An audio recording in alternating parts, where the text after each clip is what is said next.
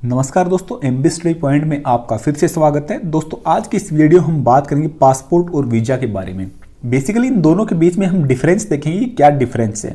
जैसा कि आप सबको पता, पासपोर्ट क्या होता है, आपकी एक टाइप की आईडी होती है, जिस प्रकार से आपका आधार कार्ड हो गया तो उस टाइप की एक आईडी है। लेकिन वीज़ा क्या होता है, एक स्पेशल परमिशन होती है जो कि दूसरी कंट्री की एम्बेसी के द्वारा आपको दी जाती है जब आप उस कंट्री के अंदर ट्रैवल करने की परमिशन लेने जाते हैं उस टाइम पे। इस वीडियो के अंदर हम देखेंगे पासपोर्ट इंडेक्स क्या होता है और भारत के पासपोर्ट को कितनी तवज्जो दूसरे देशों में दी जाती है, उसकी रैंकिंग क्या है, के अलावा कितने टाइप के आपके वीजा होते हैं। जिस टाइप से आपका स्टडी वीजा हो गया या आपका टूरिस्ट वीजा हो गया, बिजनेस से रिलेटेड अगर आप दूसरे देश में ट्रैवल करते हैं तो बिजनेस वीजा आपका हो गया, या फिर आपका एक होता है कि ट्रांजिट वीजा। फॉर एग्जाम्पल आप किसी कंट्री के अंदर जा रहे हैं लेकिन वहां पे आप रुक नहीं रहे, वहां पे मतलब आपका वो सर्कुटियस रूट है, मतलब वाया उस कंट्री के आप कहीं दूसरी कंट्री में जा रहे हैं तो आपका ट्रांजिट वीजा होगा। तो देखें कि उसके अंदर की कितने टाइप के वीजा हैं और कौन कौन सी ऐसी कंट्री हैं जिसमें भारतीय नागरिकों को जो है इजीली वीजा मिल जाता है, या फिर भारतीयों को क्या है कि पूरा प्रोसीजर फॉलो करके जाना पड़ता है, या इलेक्ट्रॉनिकली आप घर बैठे अप्लाई कर सकते हो वीजा के लिए। कितनी ऐसी कंट्री हैं, तो आइए दोस्तों स्टार्ट करते हैं। सबसे पहले अगर बात करें इसकी मीनिंग की कि पासपोर्ट और वीजा में बेसिक डिफरेंस क्या होता है, इनकी डेफिनेशन के बारे में अगर हम जाने तो पासपोर्ट आपका क्या है, किसी भी कंट्री का एक ऑफिशियल आईडी होता है कि भाई ये पासपोर्ट जो है ना आपका एक आईडी होता है। ये बताता है, उसके अंदर आपकी डिटेल रहती है कि भाई आपका क्या नाम है, फादर नेम क्या है, डेट ऑफ बर्थ क्या है, आपका एड्रेस क्या है, कि आप उस कंट्री के नागरिक हैं। तो ये आपका पासपोर्ट, आपकी डिटेल उसके अंदर लिखी रहेंगी और इसको इश्यू किया जाएगा आपकी कंट्री के द्वारा। फॉर एग्जाम्पल अगर हम भारतीय पासपोर्ट अगर हमारे पास है तो मतलब भारत की सरकार के द्वारा इसको इश्यू किया जाता है और उसके अंदर हमारी खुद की डिटेल उसके अंदर रहती है। लेकिन उसके साथ में पासपोर्ट के पीछे, पासपोर्ट क्या होता है आपने देखा होगा कि बुकलेट टाइप की होती है, पीछे कुछ पेज भी उसके अंदर रहते हैं। तो आप जब भी किसी दूसरे देश के अंदर ट्रैवल करने जाते हो तो ट्रैवल करने जाते टाइम पे आपने देखा होगा कि पासपोर्ट आपको साथ लेके जाना पड़ता है, क्योंकि उस टाइम पे आप जब इंटरनेशनल एक देश से दूसरे देश में जब आप ट्रैवल करते हैं तो आपको ये एज ए आईडी कैरी करना पड़ता है, पासपोर्ट आपको कैरी करना पड़ेगा। और दूसरा, पासपोर्ट की आपकी जो ये बुकलेट होती है, इसके पीछे जो ब्लैंक पेज रहते हैं उसी के अंदर आपकी वीजा की एंट्री की जाती है। और ये एंट्री कौन करेगा, जिस देश के अंदर आप घूमने जा रहे हो वहां की जो एम्बेसी है जो आपको परमिट करेगी कि हाँ आप वहां पे जा सकते हो किसी भी पर्पज के लिए, चाहे आप स्टडी पर्पज के लिए जा रहे हो, चाहे आप टूरिस्ट पर्पज के लिए जा रहे हो, चाहे आप किसी और काम के लिए जा रहे हो, तो उस पर्टिकुलर डेट और टाइम की या फिर किस एम्बेसी ने उस आपको ये परमिशन दी है, ये सब एंट्री पासपोर्ट की जो बुकलेट आपकी रहती है, पीछे जो ब्लैंक पेज रहती है उसी के अंदर होती है आपकी, और ये एंट्री की जाती है आपकी उस पर्टिकुलर कंट्री की एम्बेसी के द्वारा। तो आपका ये वीजा होता है, मतलब एक पर्टिकुलर परमिशन आप कह सकते हो वीजा की, एक पर्टिकुलर परमिशन जो किसी भी कंट्री की एम्बेसी के द्वारा दी जाती है। अगला बात करें अगर हम इशूइंग अथॉरिटी कौन होती है, तो आपका पासपोर्ट इशू किया जाता है आपकी सरकार के द्वारा। आपकी जिस तरह टाइप से इंडिया के अंदर हमारी जो सेंट्रल गवर्नमेंट है वो इस पासपोर्ट को क्या है इशू करती है, कि जिस देश के आप नागरिक हैं वहां की सरकार आपको पासपोर्ट इशू करेगी। इसके अलावा आपका जो वीजा होता है वो आपका इशू किया जाता है उस पर्टिकुलर एम्बेसी के द्वारा, जिस देश के अंदर आप एंटर करने की परमिशन मांग रहे हैं, जिस देश के अंदर आप ट्रैवल करना चाह रहे हो, उस देश की एम्बेसी जो है आपको ये वीजा इशू करेगी। आगे बात करें हम वैलिडेशन एंड एक्सपायरेशन क्या होता है, कितने दिन के लिए वैलिड रहता है। तो आपका जो पासपोर्ट होता है वो जनरली वैलिड रहता है 5 से 10 साल के लिए, मतलब उसके बाद में उसको क्या है रिन्यू करवाना पड़ता है, उसको चेंज करवाना पड़ता है।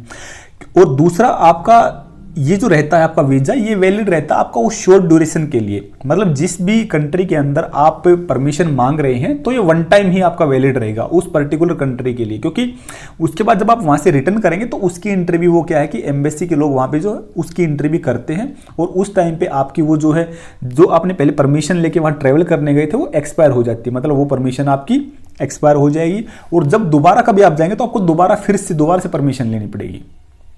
इसके आगे हम बात करें टाइप ऑफ वीजा क्या क्या होते हैं, कितने टाइप के वीजा मिलते हैं। तो आपका जैसे टूरिस्ट वीजा मिलता है, फॉर एग्जांपल अगर आप किसी दूसरे देश में घूमने के लिए जा रहे हो एज ए टूरिस्ट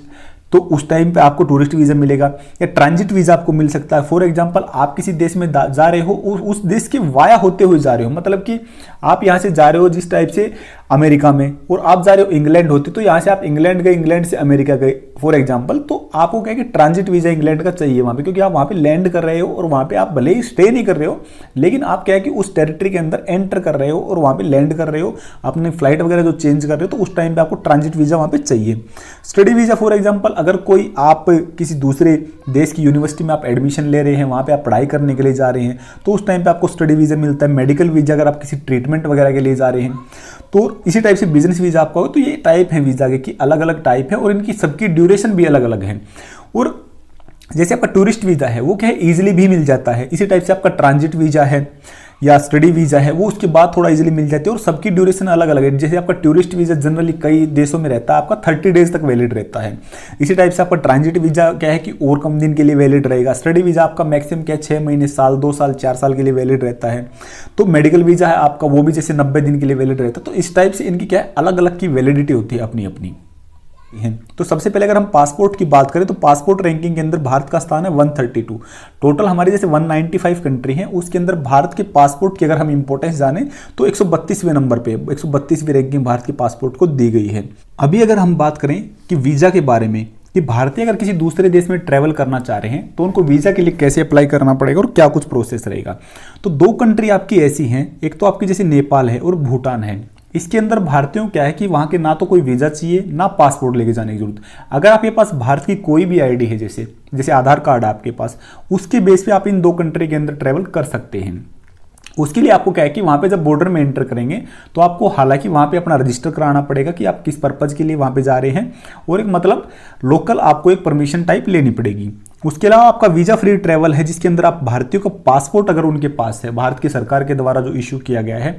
तो उस खाली पासपोर्ट के बेस पे आप क्या है कि टोटल 36 कंट्री हैं जिसमें आप एंट्री ले सकते हैं। और इसके लिए इसके अंदर आपका जैसे आपका हांगकांग है, ईरान है, मलेशिया, मालदीव, कतर, थाईलैंड जैसी कंट्रियां हैं जिसके अंदर आप घूमने के लिए जाना चाहें या किसी भी पर्पज़ के लिए जाना चाहें तो वहाँ पे आपको एंट्री इजीली मिल जाती है। मतलब भारत के पासपोर्ट वहाँ पे इतनी ज़्यादा मान्य है कि आपको वहाँ पे वीज़ा लेने की जरूरत नहीं है। इसके अलावा 41 कंट्री ऐसे जो भारतीयों को ई वीज़ा देती हैं। ई वीज़ा से आपका फ़ायदा ये हो जाता है कि आप क्या कि घर बैठ के अपने वीज़ा के लिए अप्लाई कर सकते हैं। आपकी प्रोसेस, आपका जो टाइम है वो सेविंग है। इसके अलावा आपको क्या है ईजिली जो है अप्रूव होकर ऑनलाइन अपने आपके पास वीज़ा आ जाता है, जिसके अंदर आपके पास क्या है कि 41 कंट्री हैं जो भारतीयों को ये ई वीज़ा प्रोवाइड करती हैं। वीज़ा ऑन अराइवल आपकी 25 कंट्री हैं, इसके अंदर Indonesia, Jordan, Laos, Mongolia, Myanmar, Sri Lanka जैसी कंट्री हैं जो कि आप अगर ये मान लो यहाँ से चले जाते हैं और उसके बाद वहाँ पे जाके अप्लाई करते हैं तो ऑन अराइवल भी आपको क्या कि वीज़ा मिल जाता है। लेकिन 124 कंट्री आपकी ऐसी जिसके अंदर मैंडेटरी आपको क्या कि प्रायर परमिशन लेनी पड़ेगी, पहले वीज़ा के लिए वहाँ की एम्बेसी में जाके अप्लाई करना पड़ेगा और उसके बाद में अगर वहाँ परमिशन मिलेगी तो ही आप वहाँ पे जा सकते हैं।